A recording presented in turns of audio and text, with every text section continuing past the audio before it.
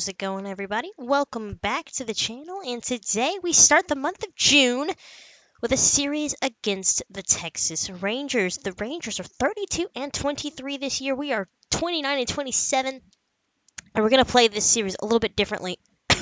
Excuse me, as I am still recovering from my cold. We're going to player lock it. I think that could be a lot of fun. So today we will be player locking with Jesus Sanchez. Of course, we acquired him from the Miami Marlins.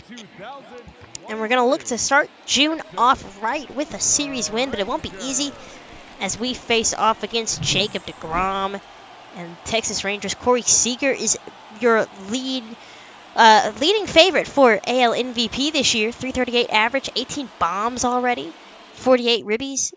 You know, guys having a bounce back year, really. So Jacob deGrom on the mound, ERA, great. Strikeouts, great. Only 13 walks. I mean, he could easily win the Cy Young, you know. So that'd be kind of cool for Texas. Seems like that deal is already starting to pay off as he has been healthy all year. Here we go. Bottom first, Bubba Thompson leading off for the Rangers. But 328 average is good for third on Texas. So Texas is hitting. Seager, Thompson. I don't know who's second, but Thompson is going to give this ball a drive to left field. Jesus Sanchez is on the run at the wall. He's going to leap, and it's off the wall. And I thought it was gone, so oops. Thanks, Julio, for backing me up. But Bubba Thompson starts this game off with a leadoff triple. Third triple of the year for him. So, here we go. Alex Verdugo, acquired from the Red Sox. And the Rangers basically sent nothing back for him. Some peanuts, basically. I mean, if that was what it takes to... I think they sent back like a B pitcher and like a D second baseman or something. D potential. So, if that's all it took to get Verdugo, like, dang, we could have pulled that. But the Rangers will take a 1-0 lead on the sacrifice fly from Verdugo. And they have a 1-0 lead. So here is Jesus Sanchez, 244 average, 4 bombs for him. Gets things started here with 1 out in the second. deGrom slider at the knees for a strike. Right now the Rangers sit at second in the AL West, but it is anybody's division, at least right now. And that is a foul ball as Sanchez got some good wood on it, but can't keep it fair. So he's quickly down 0-2, has not seen the deGrom fastball yet. Chopper to short. Seager is there and makes the play for the second out of the inning. But yes, 3-team race really right now. Mariners are trying to claw their way into it. But right now it's really just the Astros, Angels, and Rangers. Angels are starting to fall off a little bit. But the Rangers, I mean, it's going to be a good, I think, a tight division race. Unless teams just start falling off in July, which is always a possibility. All right, on to the fourth. We have tied up this ball game at 1 apiece. 1 out for Jesus. There's a deGrom heater. Sanchez way late.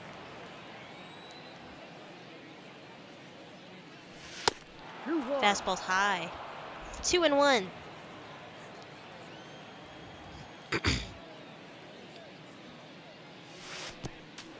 Three and 1. Colton Wong on deck in the 7th spot. Colton Wong having a miserable year for us. Swung on a missed fastball for a full count now. Full count. Pitch. Changeup could have been ball 4, but he gets a piece. Dang. Brandon Drury down there gets 6 RBIs in loss versus the Astros. It's crazy. Fouls off the fastball yet again, staying alive. Juan Soto in the NL with 16 home runs. And the fastball at 100 miles an hour gets Jesus. 2 outs in the inning. On to the bottom of the 4th. Here's the second baseman in the 5th spot, Marcus Semien. 232 average. And George Kirby on the mound for us here today. And Simeon hits it high and deep to left. Jesus back a few steps, makes the catch. Throw to the cutoff man, runner stays put at first. And we get some action in the field with Sanchez, and we make a play. Can't complain about that. The left fielder, number 7. So on to the 6th. The score there you see has changed a little bit. 5-3 Texas. At least we're staying in it, honestly. DeGrom's still out there. 82 pitches. And Sanchez swings the first pitch fastball. This two-seamer at 97 miles an hour. And he gets a piece of it.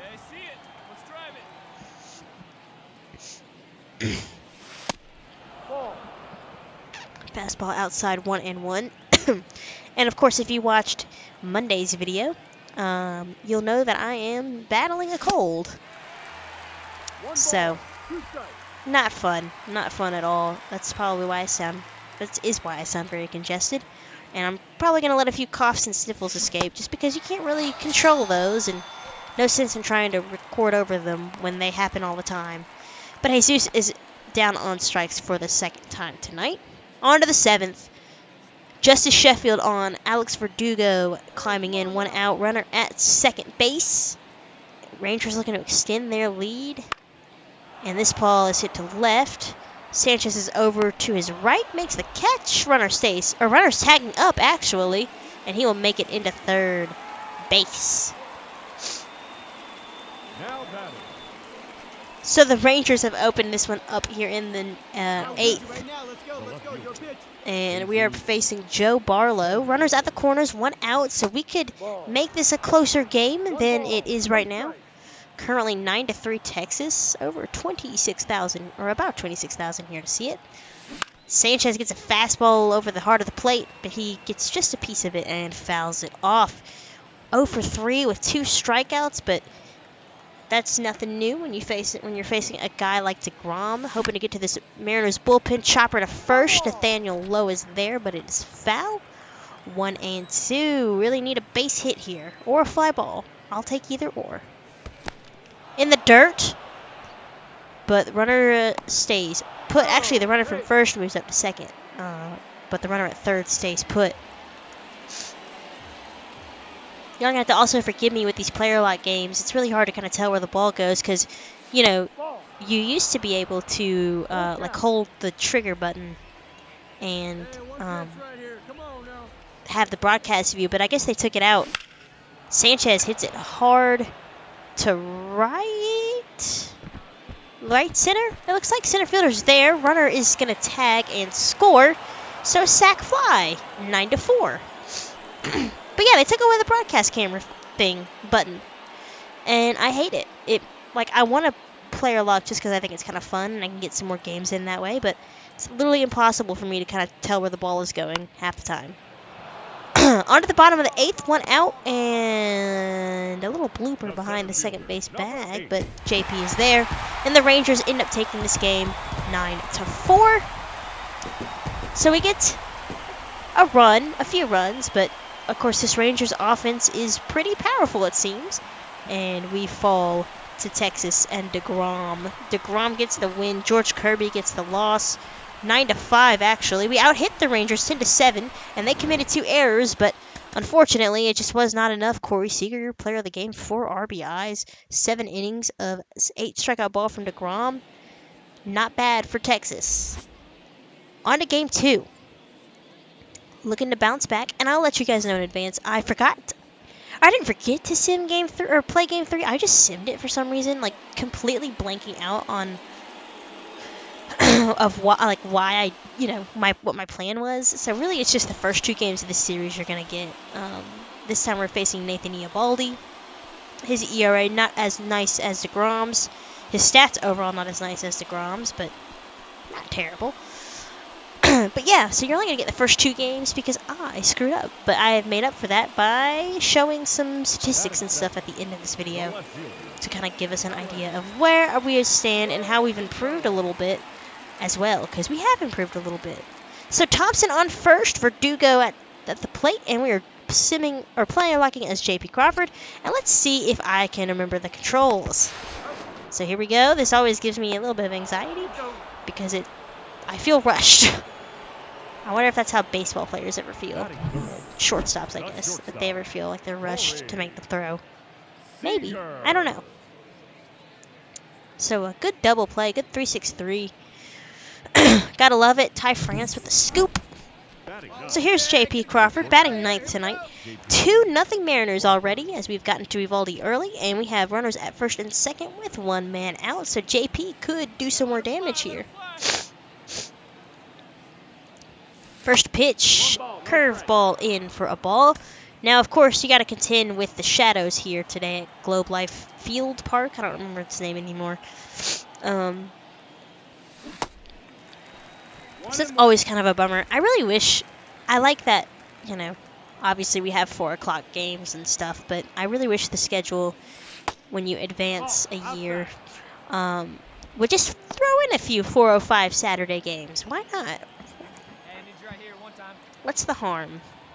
Doesn't seem like it'd be the hardest thing to code, but MLB The Show developers would probably say otherwise, considering they were like, we can't code in rotating interleague schedules. So anyways, that's just me ranting. Crawford, though, down the line, and I guess it's fair. I don't know. I messed up. So the runner scores, and it's a 3-0 game. So we'll take that, an RBI single, but I couldn't tell you where that ball was hit. So that's why I kept the replay. And it was hit down the left field line, and it did stay fair. Left fielder got to it fairly quickly, though, so probably a good thing I didn't try to move up because, well, the runner at second didn't move up, but also I probably would have been out.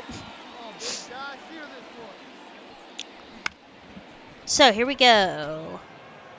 I'm guessing that's a fly ball out. Here I go, tagging or running back. See, it's really hard for me to tell. You're going to just see that. Like, I guess it dropped. I don't know. Again. So maybe I won't be player locking games in the future, or maybe I'll have to just player lock in the sense of play the guys at bats. Oh, I see. So the left fielder dove for it and missed. Okay. Anyways, player lock, like play the guys at bats and just, you know, play the full game, which I didn't really want to do. So here we go. Another base hit, it looks like. And I forgot the buttons to advance the runner. So you're really seeing, like, let's be honest, a shit show for me. Like, I could make this a 5-0 game, but I was just like, how do I advance? So here's Teoscar Hernandez, 0-2, 1 out, top second. Hey, your pitch, get some wood on it. And they're not going to come home with it. And they'll get out of the inning, double play. But it's still 4-0. Probably could have been 5-0, like I said, but, you know, whatever. It happens. Bottom of the second we go. Double play opportunity here. Adolis Garcia with a runner on first and one man out. And he's going to hit it to the second baseman. Throw on to first is not in time. So he reaches via the fielder's choice. Here is Brad Miller. 2 outs now.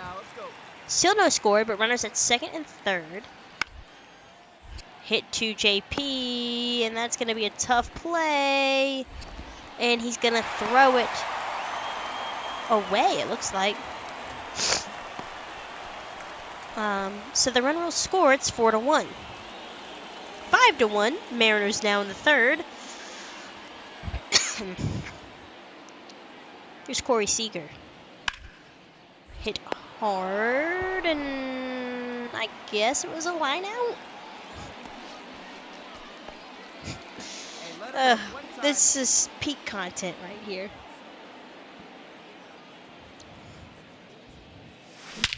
JP rips that one into center field, and I guess it was caught. I don't know. Here's Jonah Heim, the catcher. Texas got a run here. It's 5-2. Routine play deep in the hole. Jonah Heim is slow. And he's in there. Now batting, third baseman. Here's Brad Miller. I guess they scored that a base hit. double play opportunity now. And here we go. Crawford tossing it on to second for Wong for one. And they got it. Double play ball ends the fourth inning. Mariners up 5-2. Let's go. And we helped. We contributed. Excuse me. When will this cough ever end? All right. On to the fifth. Bases loaded. 2 outs. Glenn Otto on now for Eovaldi. JP could extend the Mariners' lead. Give us some insurance. First pitch. Fastball high and above the zone, but Crawford swings and misses. 0-1.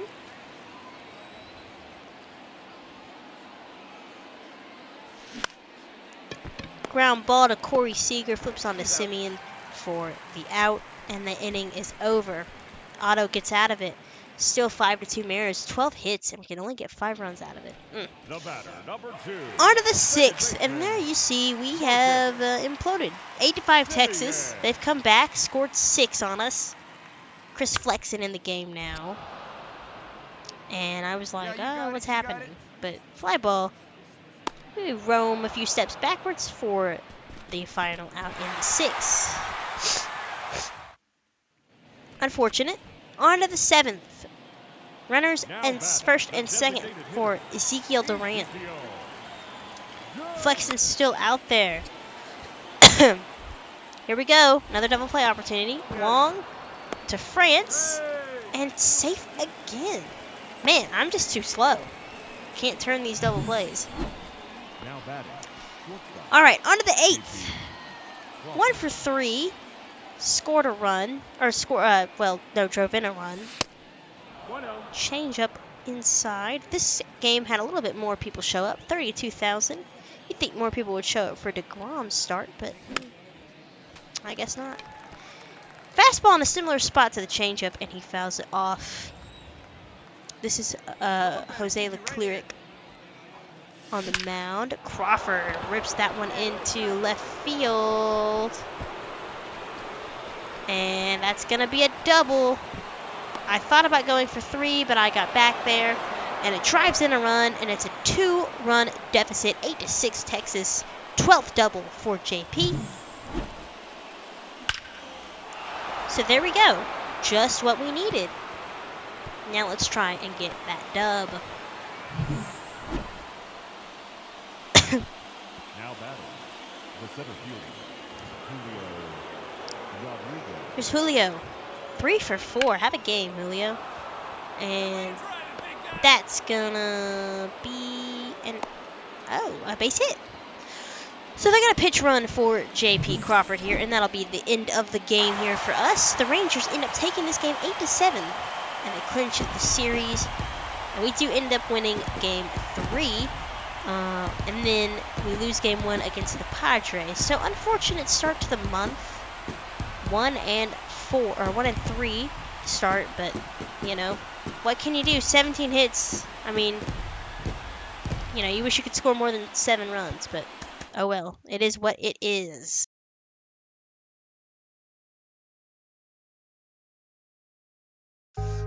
All right, so taking a look at stats here, I'm going to start with pitchers, I guess. And there you guys see Luis Castillo and Logan Gilbert having great years. Whips at both 1.15, 2.85 ERA for Castillo, 3.17 ERA for Gilbert. Diego Castillo looking good out of the bullpen, and Marco Gonzalez also looking quite well. So good start for our pitchers, I'd say. Can't really complain too much about that. I mean, some of these ERAs you wish were a little bit lower. A lot of ERAs in the 4s, but all in all, not terrible. George Kirby really heating up. Robbie Ray looking as cold as ever. Taking a look at our hitters now. Evan White has only played in 17 games, but I mean, you know, can't complain about those stats. Try to find some more playing time for him, or at least trade him just because he has a mega deal for a 60-something overall, and we just can't be having that. But Ty France, Teoscar, Julio, doing well. JP and Sanchez are off to, are heating things up. So honestly, our offense is a little bit better. Would like to see more base hits, but at the end of the day, it is what it is. Can't complain too much. Um, boys hitting the home runs. There you see 13 for France, Teoscar with 12, Julio 11, and Eugenio Suarez with 12. But he just isn't hitting for average. He's not doing as bad as I originally thought he was, but man, I'm just not really loving him. And here we've got some team statistics here. We are 8th in home runs, one shy from Texas. So our boys are hitting the ball hard. Continuing to look here, fielding percentage, we're pretty good. Second on the team, which I'm kind of just going through these at random order, but I really thought our fielding would be a lot worse. I feel like we'd have a lot more errors because I contribute to a lot of those errors. But no, we are second in fielding percentage, so that's nice. Next stat here, taking a look at hits, we are 24th. We've moved up from 29th to 24th with 499. Ty France, Hernandez, and Julio are, of course, your top leaders, for hits and home runs, but y'all are making some progress. We're still bottom of the league, but we're not doing too bad. So cannot complain. An upgrade, an improvement. And continuing here, we are 10th in runs allowed, so our pitching is really showing up to play. Castillo, Gilbert, and Gonzalez have really, kind of paved the way for us, our starting pitching. Robbie Ray, ice cold. George Kirby, doing fine, nothing to really write home about. But, they've been serviceable. 8th in ERA, so top 10 or ERA earned runs, only allowing 221. Again, Castillo, Gilbert, and Gonzalez are your standouts here for us. And then taking a look at doubles. Would love to hit more doubles, but it seems to me like doubles aren't really like that common in the league. We're, again, bottom of the league. We hit for power, just not anything else. So looking to really improve those areas. And now looking at transactions around the league. The Royals acquired... hold on. Verdugo, like I said, from the Red Sox to the Rangers for Jonathan Hernandez and Mark Mathias. Nothing really to write home about with that trade. Hernandez is a fine pitcher, or prospect, but Mathias is kind of nothing. White Sox send Wes Kath. And like I said, Giolito, like it's been kind of shown, Giolito was traded earlier in the year, but nothing really crazy going on in the trade world so far. But that didn't stop us from making a trade. We're going to send Jared Kelenic and Casey Sadler to the Brewers for Bryce Terang, a lefty bat, utility bat who can play everywhere. He'll start in AAA. He's young though, 23, 69 overall beat potential. I kind of like this. He's on the trade block, so I figured why not go out and get him.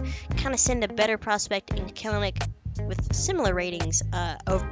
But that's not the only trade we made, as this one will have more big league implications here. Colton Wong and Nick Marchaviscus to the Red Sox for second baseman Christian Arroyo. I figured you're not losing much with Wong, and he's just had an awful start to the year.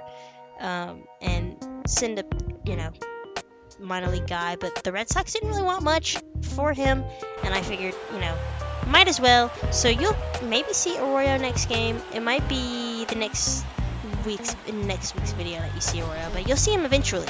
So yeah, kind of a different video, player lock, and some looking over some stats. I'll see you guys next time. We'll take on the Padres and the Yankees in the next couple of videos. And with all that being said, take care.